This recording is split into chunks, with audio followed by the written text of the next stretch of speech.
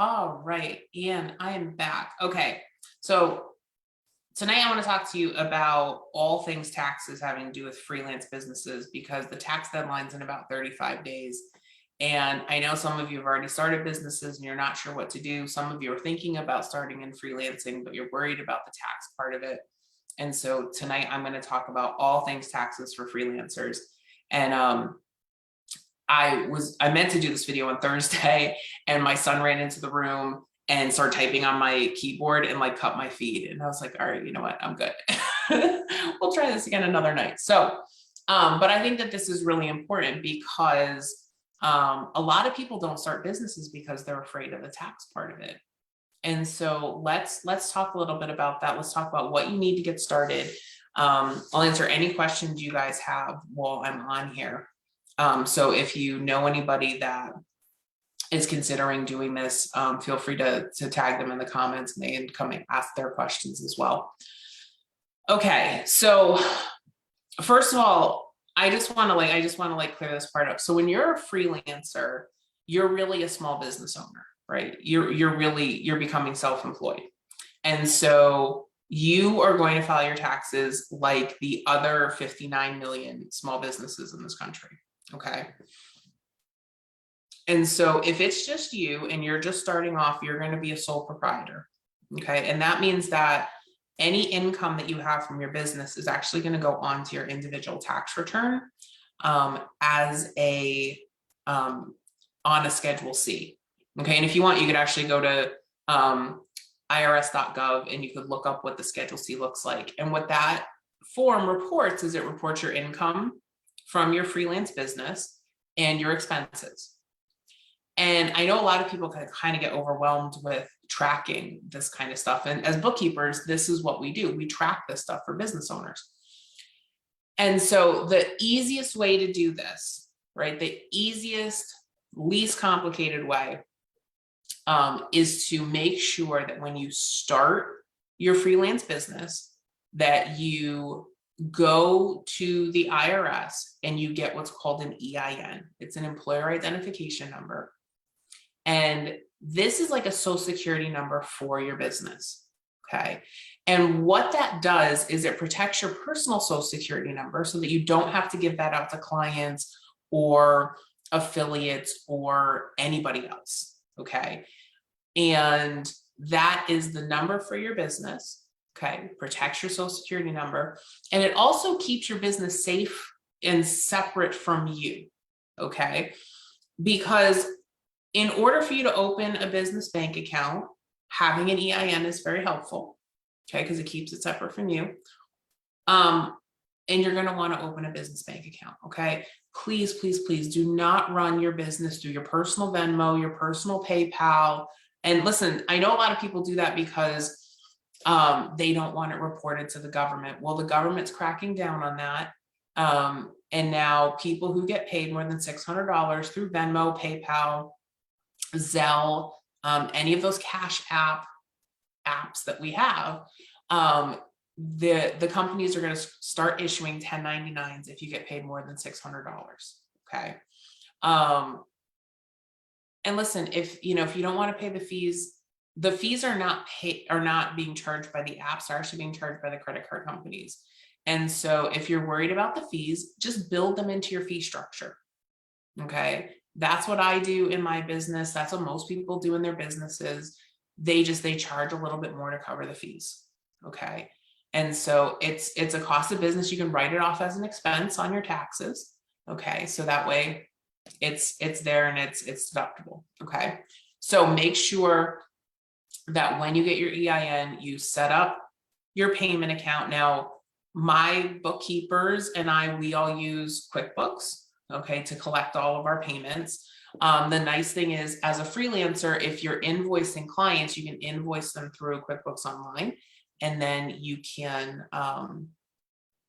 it will send out the invoice with a payment link. Your clients pay you right through there. It's fantastic. It's quick. It's awesome. And then you know that you're paid, right? You can actually make it recurring. So if you're working with clients, like what we teach in Bookkeeper Training School, where you are setting up a subscription with your customers where they pay you the same amount every month, for you to do the work for them, that you can set that up as recurring. So it will just automatically go out and it will charge your client every single month until they tell, until you stop. And so the great thing with that is that you don't have to worry about getting paid. You don't have to worry about, did I send my invoices out, finding the time? Because I know when we're super busy, nobody's got time for that, right? And so make it automatic, and it's a beautiful thing. So you really want to have that business bank account though, because then all of your business income comes into that account, and then your business expenses get paid out of that account. Okay. Now, what do you get taxed on? So you're going to get taxed on your profit. Your profit is the difference between your revenue and your expenses. Okay. So let's say that you have, in 2022, you have $20,000 in revenue. Okay. And you have $4,000 of expenses. So that means that your profit is $16,000. That's what you pay taxes on. It doesn't matter if you take all of that money out of your business for your own use, which is called a draw, or if you leave that money in your business, that's what you're going to get taxed on. Okay.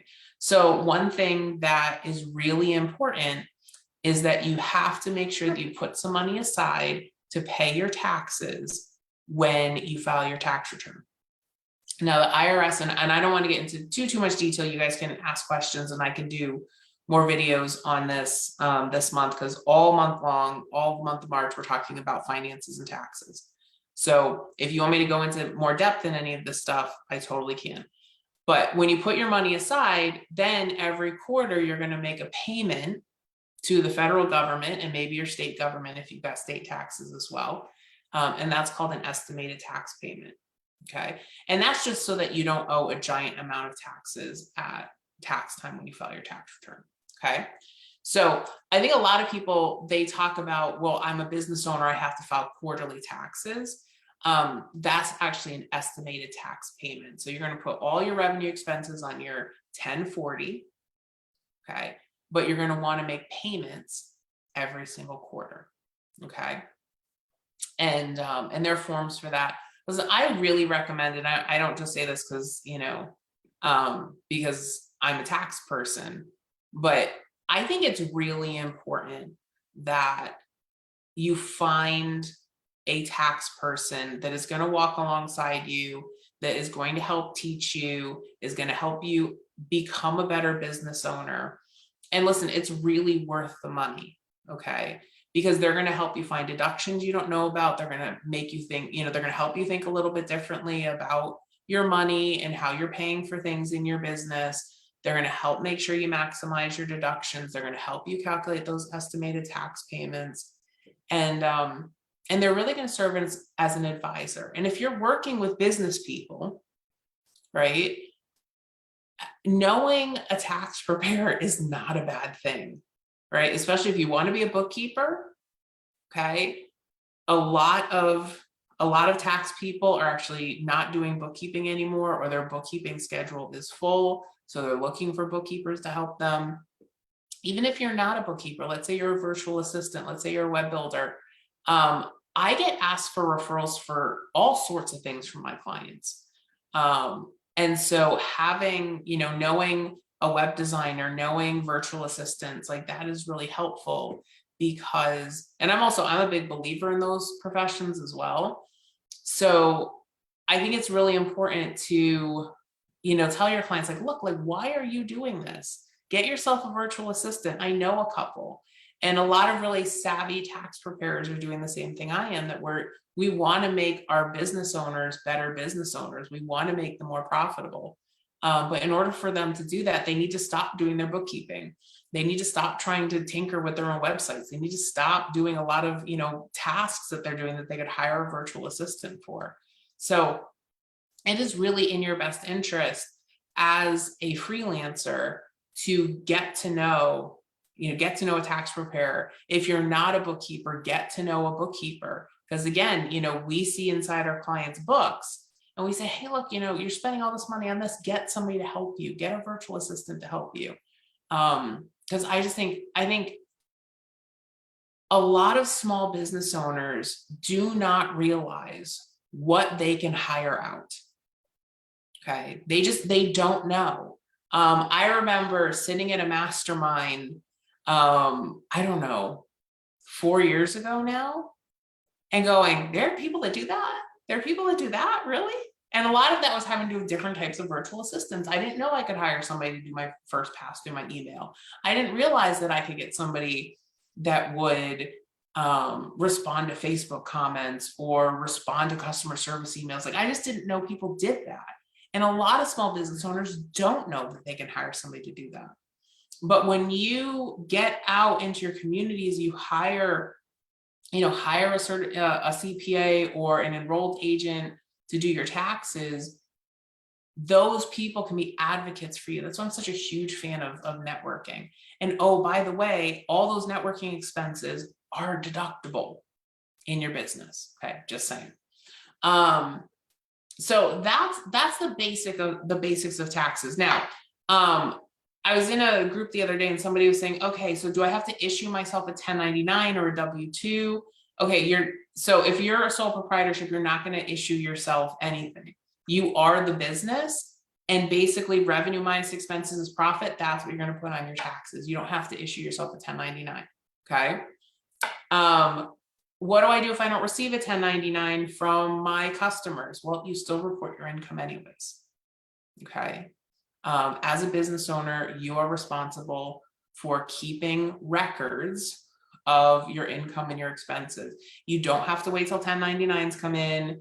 You don't have to wait till any forms come in from anybody. You should have your own records. Okay. That's why the business bank account is so key, because we know what income is coming in. We know what expenses are going out. So let me know if you guys have any other questions about taxes for your business, about keeping records for your business, tracking things. But I'll tell you, like, if you're making some money in your business and you do not want to deal with the bookkeeping, you do not want to deal with keeping these records, go to bookkeeperhireform.com. That's bookkeeperhireform.com, and go sign up, and you can hire one of our bookkeepers from the Empower Bookkeeper Network and Bookkeeper Training School. They are all certified QuickBooks Pro advisors that are going to help you get your books in order. They all, they're all trained by me. They all have access to office hours with me. And so I've been doing this for a really long time. I've been working with QuickBooks for over 20 years. And all the bookkeepers in the course have access to come talk to me during office hours. So if they have a problem, they're not sure what to do. But they've gone through a lot of training, and, they're women just like you that, are just trying to, change their lives with their business. So again, that's bookkeeperhireform.com. Let me know if you have any questions at all, and I hope you have an awesome night. Take care.